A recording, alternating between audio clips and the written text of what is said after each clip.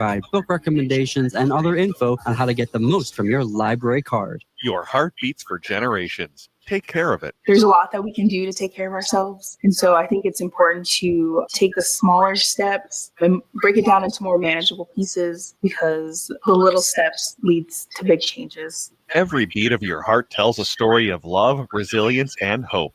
For Indigenous women, taking care of your heart means creating more moments with the ones you cherish. Let's protect that story. Learn more at hennepin.us/heart-beats. With your AM 9 weather, I'm Brett Johnson. Look for sunny skies today with a high near 79, tonight cloudy with a low around 65, and Wednesday thunderstorms with a high near 69. Yes, sir. Savor the excellence at Maverick's Real Roast Beef in Roseville. Elevate your taste buds with their range of sandwiches, from the savory Philly steak to tempting turkey bacon avocado. Explore crispy chicken, fish, brisket, and pulled pork options. Check out mavericksbeef.com or visit them in Roseville. Portions of the following program may be pre-recorded.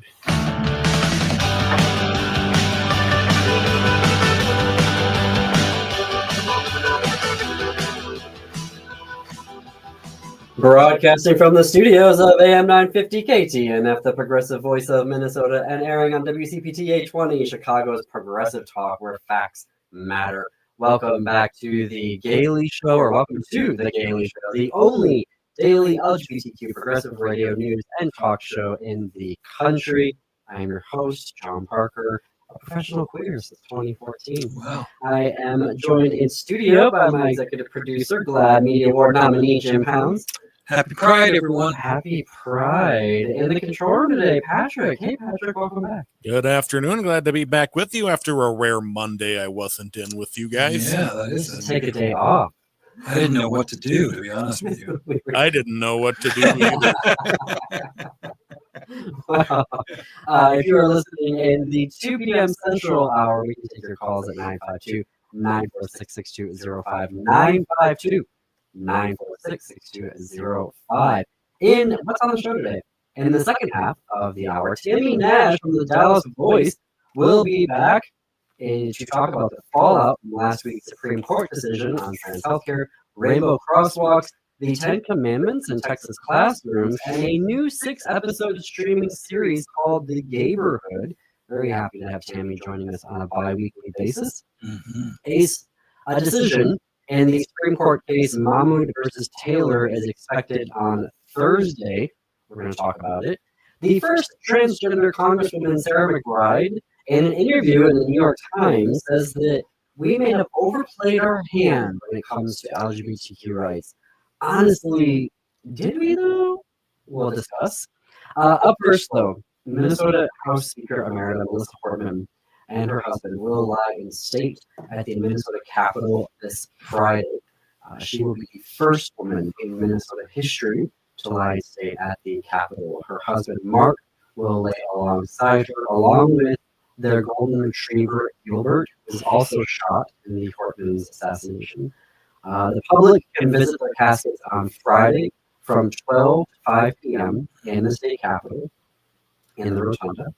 Their funeral will be the next day, Saturday at 10:30 a.m. It will be private. However, the Minnesota Department of Public Safety will live stream it on their YouTube page. At a candlelight vigil last week honoring the Portmans, almost 1,500 people attended. In all of Minnesota history, I learned this today, less than 20 people have been laid in state at the Capitol, which is wild. Last week, Melissa and Mark's 2 children released a statement that included what they felt would be the best ways to honor their parents' memory. I'm going to read those actions from their statement. Planting a tree. I know the trees are very important to Minnesota House Speaker Emerita Portman. Visiting a local park and making use of their amenities, especially bike trails. Petting a dog, golden retriever, it's ideal, but we will do. The Portmans were big on rescue dogs. Telling your loved ones a cheesy dad joke and then laughing about it. Bake something, bread for Mark or cake for Melissa, and share it with someone. Try a new hobby and enjoy learning something, and stand up for what you believe in, especially if that thing is justice and peace. Those actions were from Melissa and Mark Hartman's two children, in a statement they made last week about actions folks can do to honor their parents' memory. Again, Minnesota House Speaker Emerita Melissa Hartman and her husband, along with the Golden Retriever Gilbert, will be laid in state at the Minnesota Capitol this Friday from 12 to 5 p.m. in the Rotunda, and folks can visit then the next day. The Minnesota Department of Public Safety will live stream their funeral on their YouTube page. All right, the Supreme Court, the great ruiner of LGBTQ lives and Pride Months for decades. I refer to it as the formerly Supreme Court. When it comes to LGBTQ rights, the Supreme Court is very rarely on our side. Last week, they upheld Tennessee's ban on health care for trans youth. We are still waiting on one more case related to the community. It's Mahmoud versus Taylor. It is a LGBTQ book ban case. And I want to actually come at this from the podcast, The Square Book Saved My Life. An episode dropped today. So on This Square Book Saved My Life, right, the guest talks about a queer book that had a major impact for them. And then the book's authors comes in to have a conversation with the guest and myself as the host. Well, Brendan Gillett earlier this year reached out to us to talk about Uncle Bobby's wedding. And as I was prepping and saying, okay, well, Brendan, let's talk about the book, I discovered that it was one of the 10 named in the case, Mahmoud versus Taylor, that is currently in front of the Supreme Court. We're waiting. We expect Thursday the decision will come down. And for folks who don't know, Uncle Bobby's Wedding is a children's picture book. And Brendan was doing research in college. This was at a time when gay marriage wasn't the law of the land. There were some states that had it. More states had constitutional amendments, so amendments to their state constitutions to ban gay marriage.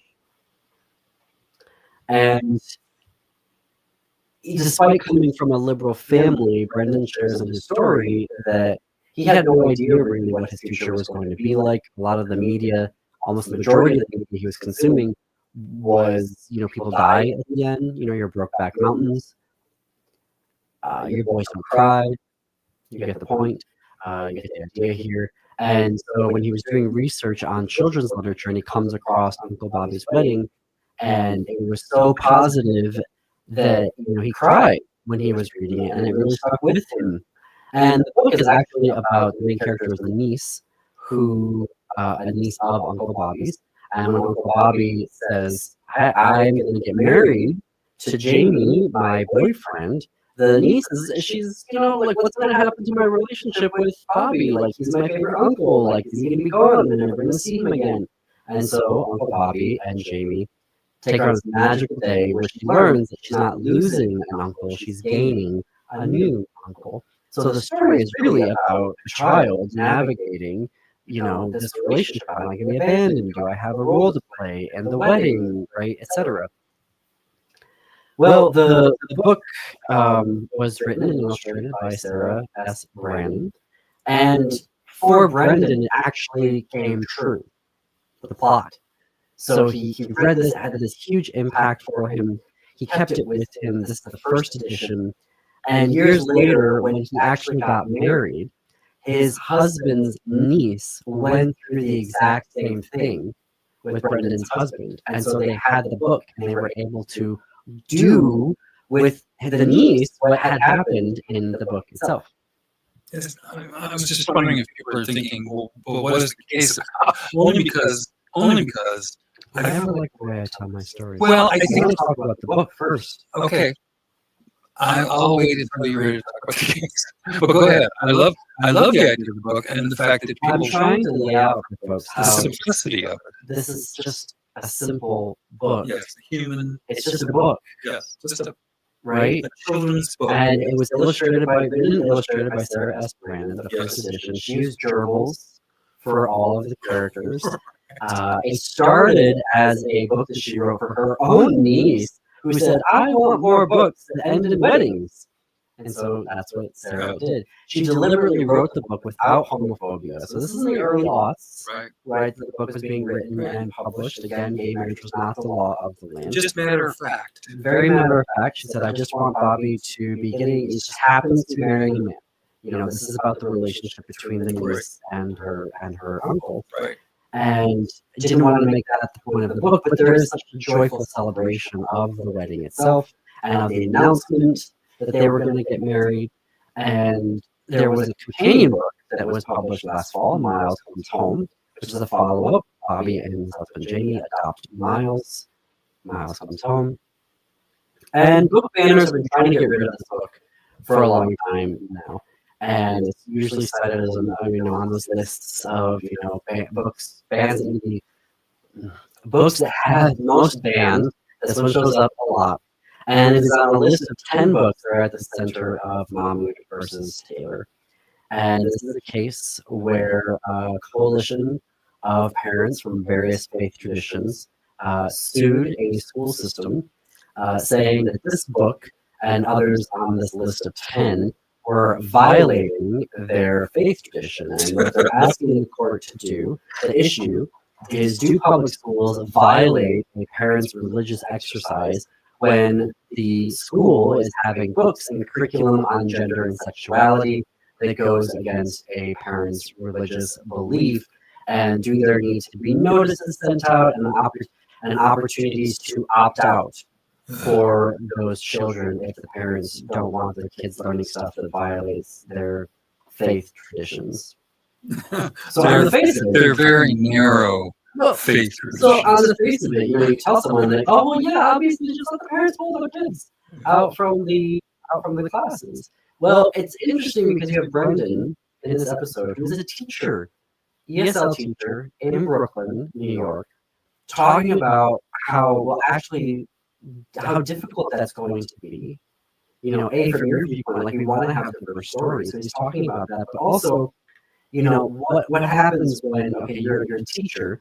When do you know to send a notice to the parents, and when do you not know? So you're constantly guessing about that. What do you do with the children who the parents have pulled them out and they can't participate?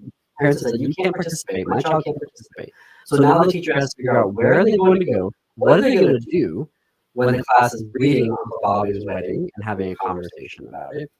And it just creates the snowball effect. Also, what comes up in the case is, all right, well, right now you're talking about gender and sexuality, but tomorrow it could be evolution. And next week, it could be climate change. Like there's this whole list of things that parents can start to say, well, look, the Supreme Court is saying that we can opt our kids out of out of gender and sexuality. Now we're going to make it anything that we don't like. And essentially what it does is it creates this burden for public schools where they're just going to say, you know what? It is easier to just not have any LGBTQ books than it is to go through all of this rigmarole to have the curriculum in our class. Because we're taking these people seriously and they're not to be taken seriously. We over-empowered parents to the point of some sort of little kingdoms and little fiefdoms, which fits these people's self-loathing. They love that. Puts gas on the fire. Well, creating a two-tier legal system where people can just not abide by the law based off of their religious and faith traditions. We'll pick up a little bit, Jim. I'm being metaphorical. We're going to take a break. I'm going to pull the microphone away from Jim. When we come back, we're going to talk about Representative Sarah McBride. You are listening to The Gaily Show on NFT Radio and WCPT 820, Chicago's Progressive Talk.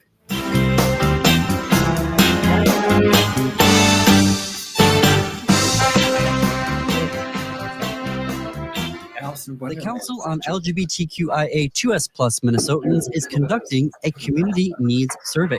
Data from the survey will be used to make recommendations to improve LGBTQ people's health and well-being in Minnesota.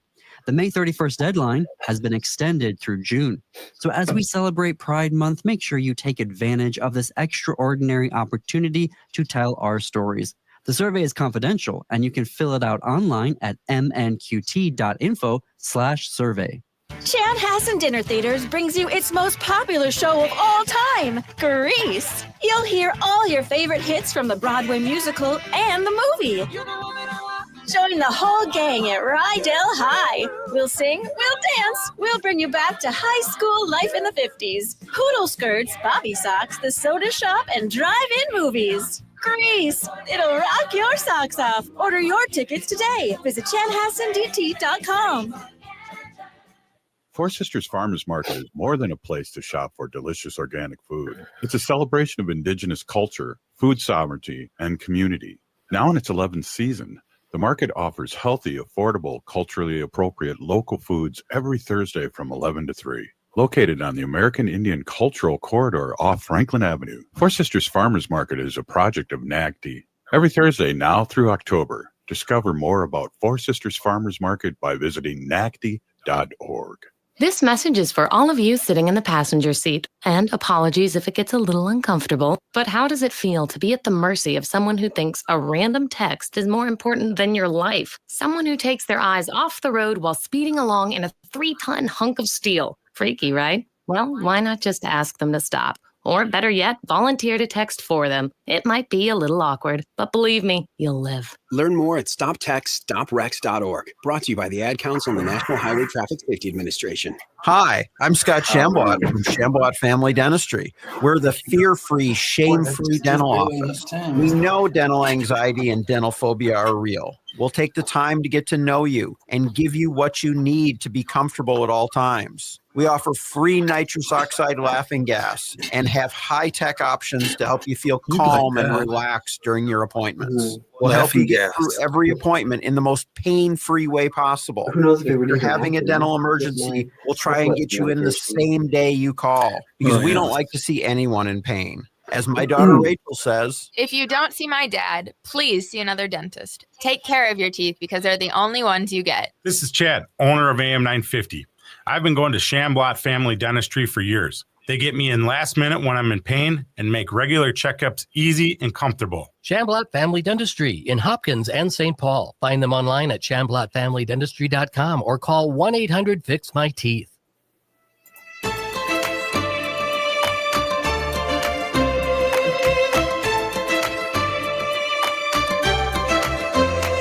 Welcome back to the Gaily Show. I am John Parker. We are coming up on the bottom of the hour. If you're listening in the 2 p.m. Central Hour, we can take your calls. 952-946-6205. 952-946-6205. We were talking about before the break, the Supreme Court case, Mommy versus Taylor. We're expecting a decision on Thursday. Based off of the oral arguments in April, expecting that they're going to side with the religious groups. And something else that comes in there is not only the snowball cascading effect. And I'm saying this as a kid who grew up God Squad. So I was, Armenian Protestant. I was Wesleyan. I was the kid carrying his Bible to school every day. I was doing prayer groups and prayer circles at schools. And every day there was something, because we talk about it in youth group. Every day there would be something in the classroom that violated Christianity.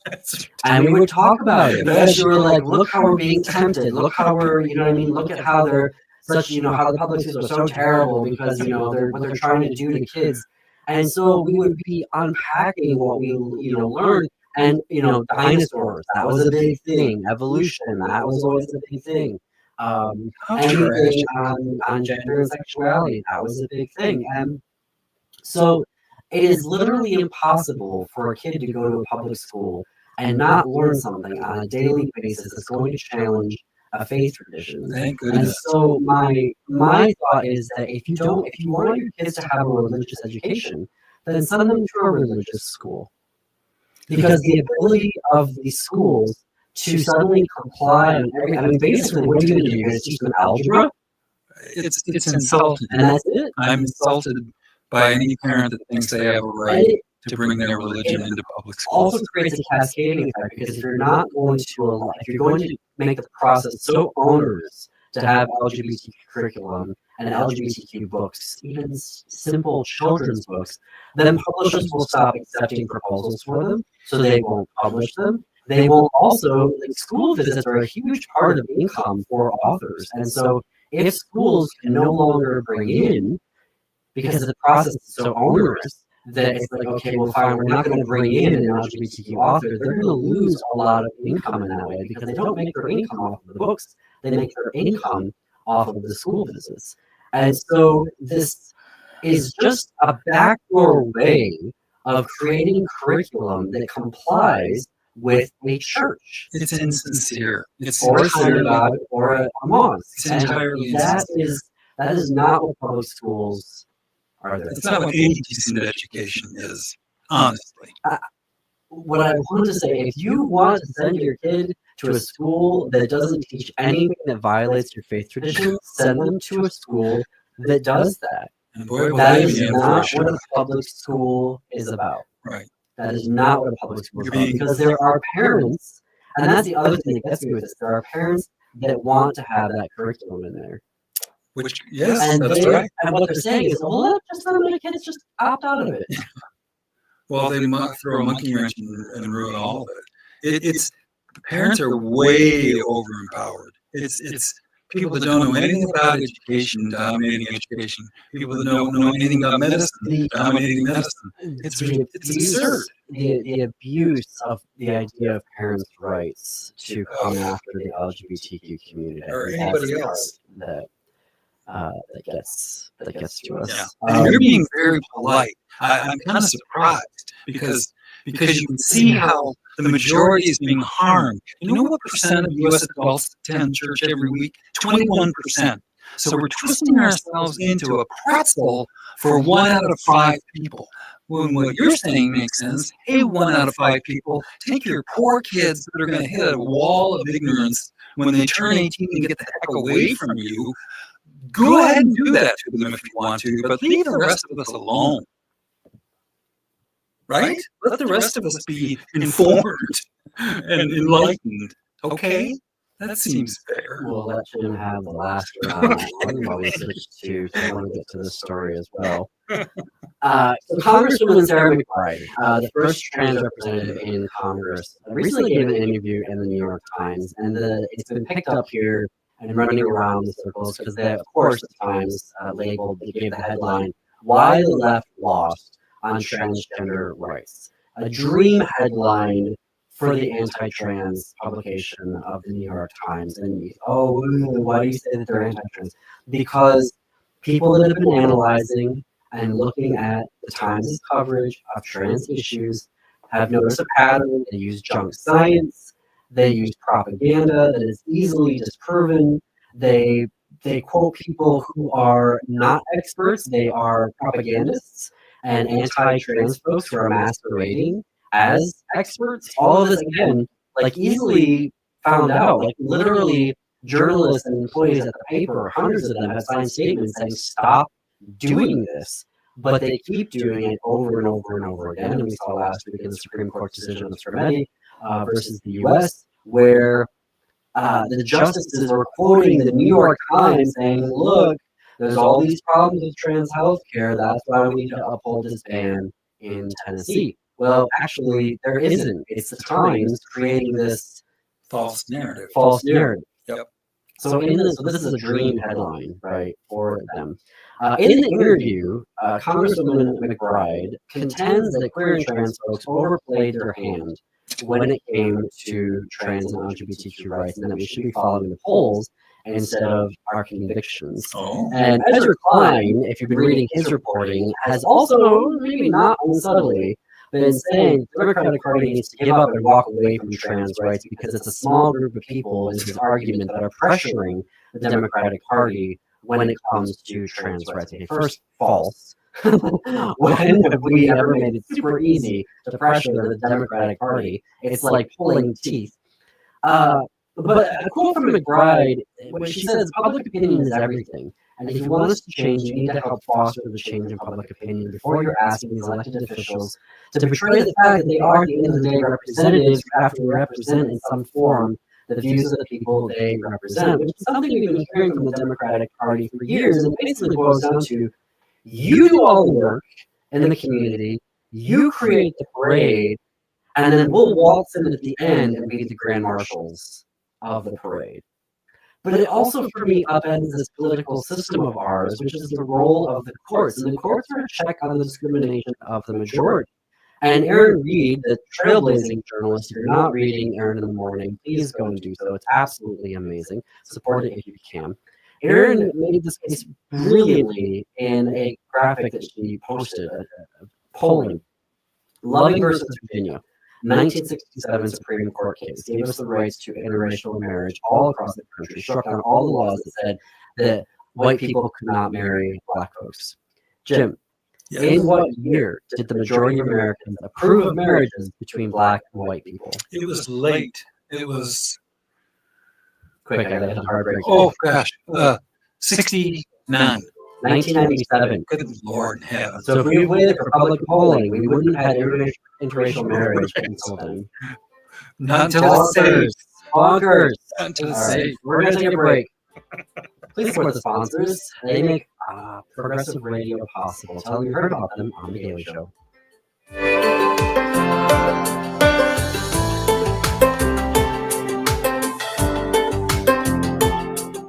This is Santita Jackson. Monday through Friday, 6 to 8 a.m. Central, we'll bring you the best progressive talkers, thinkers, and doers on AM 950, Minnesota's progressive voice.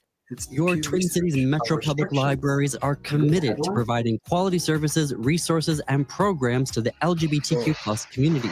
Check out the Metro's Pride book list, including ebooks and e-audio for kids, teens, and adults at melsa.org/pride-booklist. That's melsa.org/pride-booklist. You'll find titles specific to different identities, including a romantic, asexual, bi+, we probably gay, should. genderqueer, intersex, lesbian, queer families, transgender, and two-spirit. Stop by Melsa's tent at Twin Cities Pride to share. Hey, Tammy, can you hear me? I can. Can you hear me okay? Oh, I can't hear you. Oh, there we go. Can you hear me now? I can. I can also hear myself. Yeah, I was noticing an echo. Is your volume on, John? Is it still happening? Oh, it's gone now. No.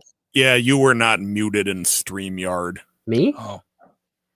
Oh. Oh, I often get criticized for that, but you did it this time. Well, someone wasn't, but they are now. Okay. I don't think I'm okay. All right, we should be good. Folks on YouTube can hear everything we're saying, so hello, folks on YouTube. But now all of the mics and everything are working. Tammy, I wanted to know, did you want to talk about the? I sent you an email, but it was late today about the 10 Commandments and all of the Texas classrooms. Oh Lord, sure. I mean, yeah. You don't have to. No, that's fine. I actually wrote something about it yesterday. Just a basic blog about. Okay. Well, maybe we start there, and then we can go to the crossroads, maybe? Crosswalks. Crosswalks? I keep saying crossroads. The crosswalks? Well, the crosswalks are at the crossroads. So oh, okay. That's what that intersection is called. I knew there was a crossroads. Okay. Just making fun of me. All right. We're less than a minute out, so we're going to switch back to the main feed right now. Okay. That come to Wellshire are actually coming from another memory care facility.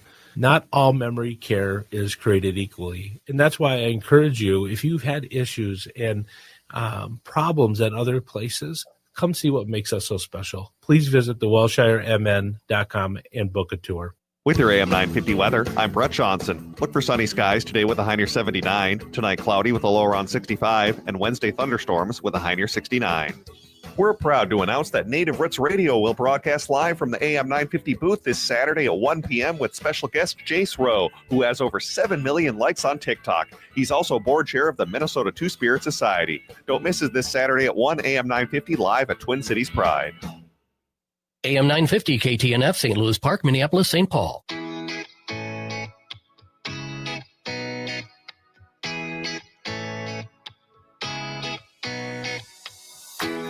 Coming to you from the studios of AM 950 KTNF, the progressive voice of Minnesota, and airing on WCPT 820, Chicago's progressive talk where facts matter. Welcome back to the Gaily Show, the only daily LGBTQ progressive radio news and talk show in the country. I am your host, John Parker, joined in studio by my executive producer, Jim Pounds. We are 33 minutes after the hour. The Dallas Voice just started its 42nd year as the voice of the LGBTQ community in North Texas and beyond.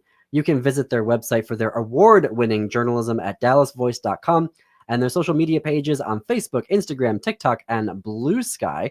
Tammy Nash, their managing editor, has worked as a professional journalist, spending more than 30 of those years as a writer and editor for Dallas Voice, the LGBTQ media source for North Texas and beyond. In her spare time, she takes photos mainly of birds and flowers and the dog. Tammy, welcome back. Thank you. Thank you. Glad to be back.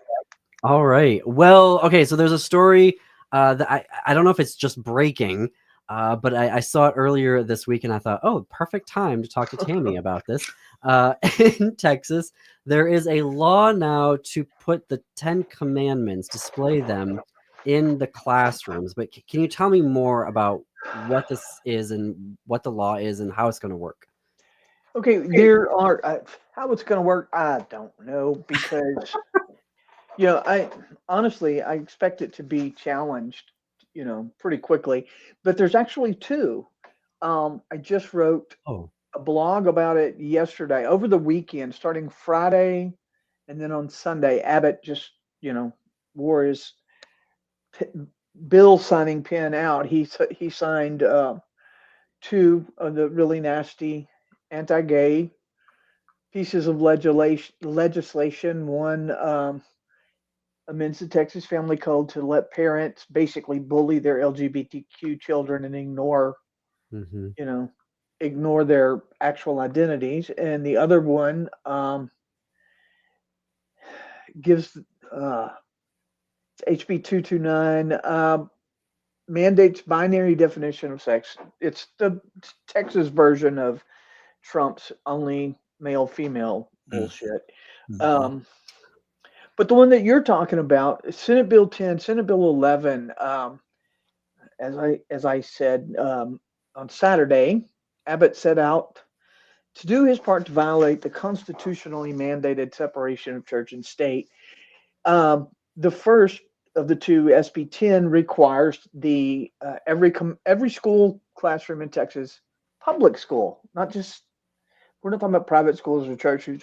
Public schools are required to display a state-approved version of the 10 Commandments. I mean, 10 Commandments are 10 Commandments, right? How do you, anyway? Wait, what does state-approved mean? That means that because people get real creative with some of this stuff, and the whole prayer in school thing.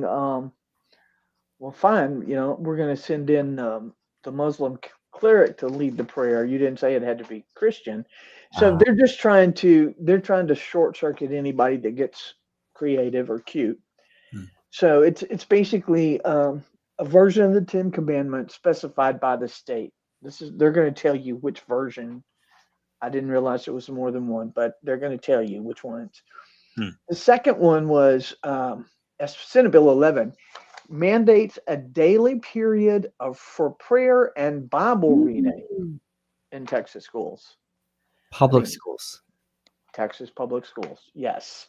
Again, I don't expect this to get very far before it's challenged in court. I hope before it's challenged in court. But these days courts are relevant when you get past, trial court. Well, it depends on which court. And apparently I will, because I think Louisiana, okay, fact check me. It was a southern state. I don't know if it was Louisiana or Mississippi that had something similar, 10 Commandments in the schools, and it's been blocked by the courts. I'll be curious to see what happens if and when this gets up to the Supreme Court, of whether or not they'll be like, yeah, go ahead, have a daily prayer and Bible study in public schools. But only Christian prayer, right, or something? Probably, yeah. They're gonna, I don't know how they're gonna do it. Can you read The Onion, or can you do something else during your private time, or is it? I don't know. I just had this vision of thinking back to my own days as a wayward student. Some kid sitting in class with their Bible and then a porn magazine, hidden in the Bible. Or just, Exactly. put a piece of paper on the outside that says Bible and read whatever you want. I don't know what they're going to do. And I really just can't even see this. Yeah. Even with the court system we have, I can't see this making it. Right. But I mean, they have it set, both of these set to go into effect when school starts in a couple of months. So, Of all the problems in Texas schools, this isn't probably one of them. yeah. I'm guessing. Bring your Bible, bring your gun, and everything's good. And everything will be Everything's- fine. Yeah. I didn't realize you mentioned the bullying, the parental bullying law. Just to remind, I think we talked about this earlier in the year when it was still a bill, but this is basically, correct me if I'm wrong, Tammy, this is the bill that said that a parent can call a child the F word 15 times a day, and that wouldn't count as neglect and abuse, right? It's that. Technically, what it says is it amends the Texas Family Code to say that to specify that a parent's refusal. I'm reading here. A parent's refusal to affirm a child's gender identity or sexual orientation does not constitute child abuse or neglect. That means they reject any LGBTQIA plus identity their child might have. Says this was a quote from the Texas Freedom Network. It strips some of our most vulnerable youth of even the most basic protections and sends a dangerous signal that adults can ignore, deny, or silence a child's identity, and the state will look the other way. Yep. So, yeah, I mean, in this environment, I imagine a parent could probably get away with calling a kid whatever they wanted to. You know, they certainly don't have to respect a minor's identity or choice of pronouns or names or anything like that. I mean, that's God forbid you should give them that bit of respect. But students, I don't know if this is a state thing. I think it is. Emancipation from parents, does that exist in Texas? Where a child is able to say, I want to be emancipated from my parents. I think you can do that. I'm just pulling this out of the blue here to say this because I don't know for sure without having to look it up. But I know that a child, a minor of a certain age, like a teenager, right, can sue in court to be emancipated.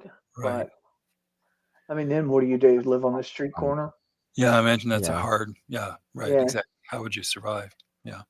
And I don't know how difficult it would be. I mean, I don't know what the court would or would not. I mean, they're already saying that parents can treat their gay kids however. Right. So I don't know. There's going to be some courts who would say, well, that's not a reason for you to be emancipated. Right. Right. Right. You're under their power. So yeah, but I don't see that as being a viable solution to it. But no, I think you're right. I did want to talk to you about the crosswalks, to leave the law behind for a second, because every time I talk about the law these days, I want to pull my eyeballs out. Yeah, but talk to us about rainbow crosswalks, because this seems more okay. Well, for a long time, I mean, you could go. I remember going to Philadelphia, and they had in the gay town there, they had 2 or 3 crosswalks that were, rainbow, LGBT, pride stuff. And there were a bunch of cities around the country, obviously larger cities that had some sort of pride or LGBT or rainbow designation and crosswalks in their what we call a gayborhood. Right. And Dallas Dallas's neighborhood is Oaklawn and Cedar Springs Road and the crossroads that we were talking about. There's an intersection where Cedar Springs and Throckmorton meet, and like everything, right? That was just like the heart of everything for a long time, and it still is. Everything on the corner there. There was a bookstore that where the AIDS food pantry actually started in this store called Crossroads Market back in the late 80s. And the guys that owned it and ran it were some of the leading community leaders, activists here. William Wayburn went on to help found Victory Fund and something that he was one of the owners of that. But anyway, that's what it's called, the crosswalks. And in Dallas, everybody's complaining because we don't have, everybody else has pretty rainbow crosswalks, and we don't have anything. So we couldn't do just like, right here at the crossroads, we're going to make those 4. No, we had them from one end of Cedar Springs all the way down. I mean, we had to have more than anybody else. And they made a big deal when they were putting these in about we're using this special process, thermoplastic something or other, this special process and this special material. When we put these in, it cost a lot of money to do this. A lot of the money for it was raised. None of it was public funds. None of the money used to do this was public funds. But it was this special whatever that was going to resist fading and resist dirt and stay pretty forever and ever. And it didn't work. And and they started, I mean, really early on, they started deteriorating. And apparently part of the problem was, the homophobes, the bad guys would come into Oaklawn and in their big pickup trucks or whatever and burn out on, doing their best to damage the crosswalk. So they were crappy. And they've been working the Cedar Springs Merchants Association and LGBTQ Chamber here have been working really hard and talking to the city. We've got to get this replaced. It looks awful. It's just an eyesore. So week before last, they wanted to get it done in time for Pride Month, but when you're doing work like that, there's so much weather has a big impact. The actual temperature outside and the temperature of the pavement, all that comes into, and they weren't able to get it done before Pride Month started, but they got it started and a lot of it completed week before last, which was right before our Pride. And they sent in crews that just took up the crosswalks and replaced them with this new design. And instead of a white crosswalk with the rainbow colors, it's just stripes of rainbow colors on the pavement. And, they supposedly are using a different process and making sure everything is in order so that we don't have a repeat. And, I don't know, there's a couple of community organizations that are working on setting up a process by which they can help fund the maintenance and so forth moving forward so that we don't get in that situation again. But I don't know about in other places, but here in Dallas, I mean, there is nothing like a rainbow crosswalk to set off the bigots and the homophobes. We have more people losing their sense especially on our like our Facebook page. It'd just be a very, I mean, when we put them in the first time, it was very basic. Oh, look, what pretty crosswalks. Aren't we all proud to have, and people lost their minds. And I wanted to ask them, why the hell are you on my Facebook page for the gay newspaper here? Yeah. Trying to raise a ruckus. This ain't that. That's nothing. When was the last time you were in Oaklawn? When is the last time? I have to put in a break here. We're going to have more with Tammy Nash, managing editor of the Dallas Voice. More to come. One last break. Still lots to get to here on The Gaily Show.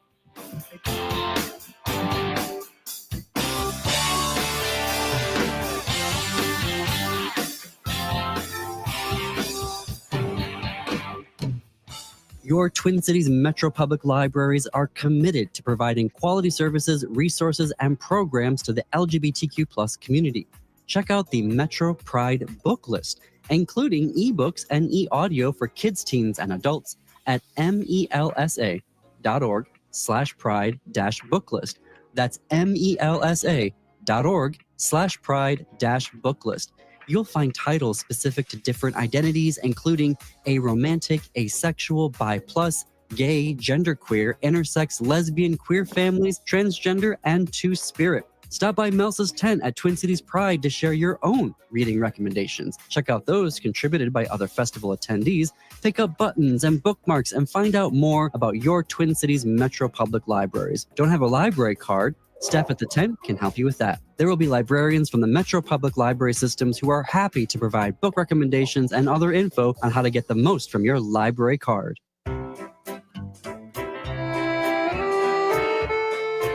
Hey Francois, how are you enjoying your first vacation in Minnesota? Bonjour Laura, je suis très content car j'ai découvert un truc des macarons. Oh, you're happy because you found a truck of macarons? You mean a food truck? Oui, il s'appelle Nicolette's. Oh, you mean Nicolette's macaroons. Oh. Oui, Nicolette's macarons. They're very popular. Ces macarons sont délicats, délicieux et raffinés. Ils me rappellent Paris.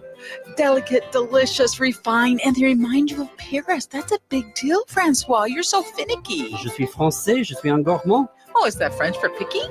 Oui. Did you know that Nicolette's will be at the Twin Cities Pride? Mais je suis gay, j'aime bien Nicolette's. Oh, I know you're gay and you love Nicolette's. That's why I'm telling you, their truck will be at the Twin Cities Pride. Allons-y, happy Pride. And you can also go to the website at nicolettsmacaroon.com. That's a great commercial. All Energy Solar is proud to be back at the Twin Cities Pride Festival this year. With over 15 years of experience, they've helped Minnesotans switch to clean, sustainable solar energy. They make solar accessible to everyone while reducing your carbon footprint. Whether it's for your home or business, All Energy Solar designs personalized systems and delivers top quality experience from start to finish. During Pride Weekend, All Energy Solar is offering a special $500 discount when you stop by their booth and go solar. You can find them near the Harmon Place entrance in the red zone at booth 595. Need a little sunscreen while you're enjoying the festival? They've got you covered with free mini sunscreen and fun temporary tattoos all weekend long. The friendly team of solar experts will be on hand to answer your questions and celebrate right alongside you. Stop by and say hi or visit allenergysolar.com to learn more.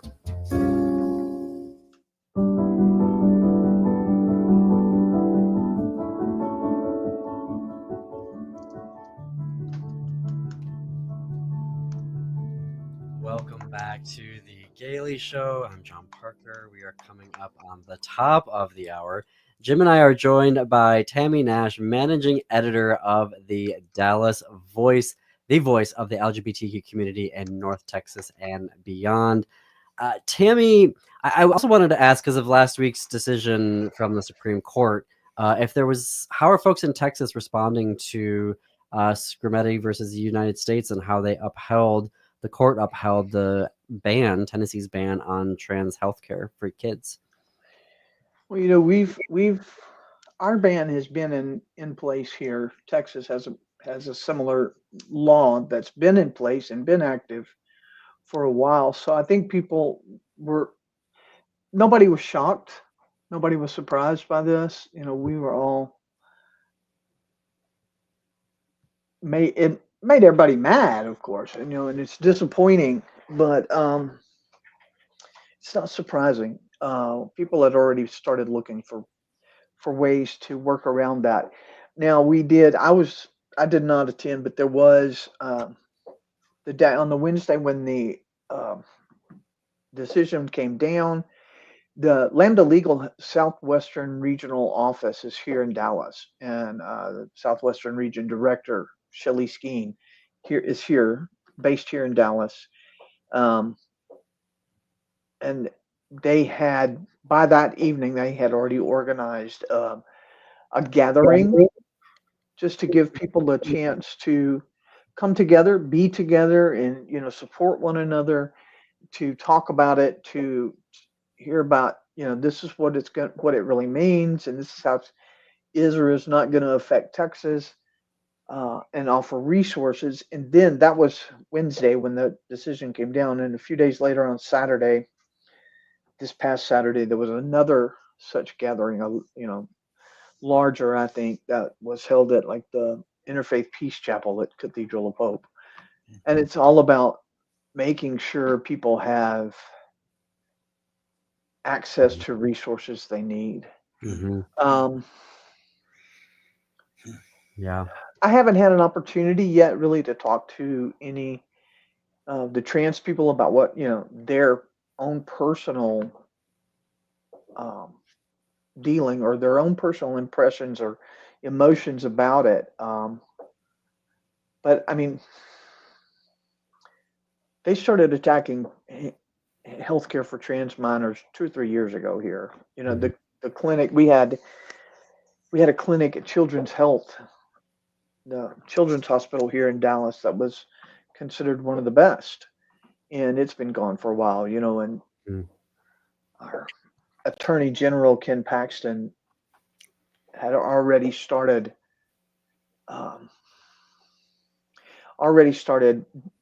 contacting out-of-state clinics and trying to make them give him records on transgender minors that were getting treatment at these clinics. And it's like, I don't know. I don't understand how that, how is that not a HIPAA violation at the very least? But at the very least, and I think, the ones that he was going after, one was in Seattle. I'm pretty sure they just fought back and like, no, we'll go to court. No, we're not doing this. Yeah. But so that's not new for us. It's something we've been dealing with. Right.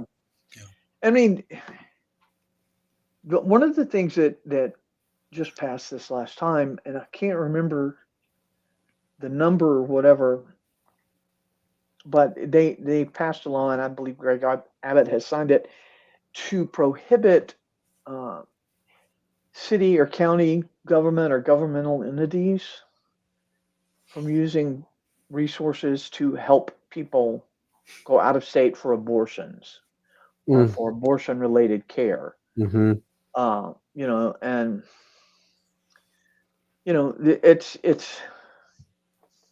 it's ridiculous, but but here's the thing, we have all of that. We can't, parents can mistreat their gay kids, and you can't say gay, you can't go out of state for health care and all this stuff. But Abbott did veto the legislation banning THC products. So yeah, I saw that. Okay. We're talking with Tammy Nash, managing editor of the Dallas Voice. I don't mean to cut you off, Tammy, but I've got a couple minutes left, and I wanted to make sure that we talked about the new 6-episode streaming series called The Gayborhood. So I know we just got a couple minutes left, but tell us about it. I'll tell you real quick what I can tell you.